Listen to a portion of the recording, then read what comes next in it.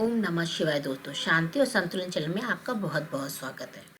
आज मैं आपके सामने नाग पंचमी की कहानी के बारे में बात करूंगी। वैसे तो नाग पंचमी की बहुत सारी कथाएं हैं, तो चलिए शुरू करते हैं नाग पंचमी की पौराणिक कथा के साथ।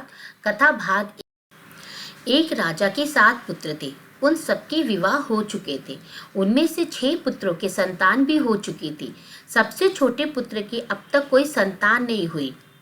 जेठानियां बांझ कहकर बहुत ताने देती थी। एक तो संतान न होने का दुख, और उस पर सास, ननद, जेठानी आदि के ताने उसको और भी दुखी करने लगे। इससे व्याकुल होकर वह बेचारी रोने लगती।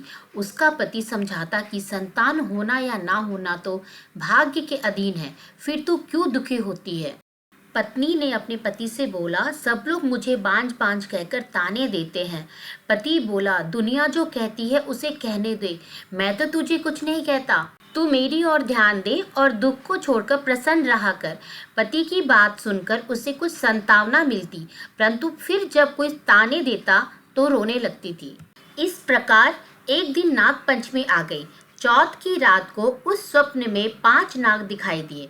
उनमें एक ने कहा, अरे पुत्री, कल नाग पंचमी है, तू अगर हमारा पूजन करे तो तुझे पुत्र रत्न की प्राप्ति हो सकती है।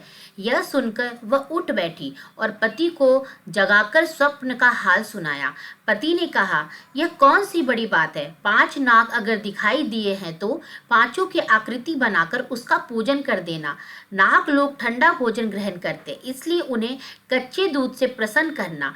दूसरे दिन उसने ठीक वैसा ही किया। नागों के पूजन से उसे 9 मास के बाद सुंदर पुत्र की प्राप्ति हुई।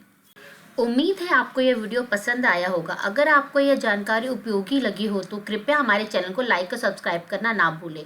ओम नमः शिवाय।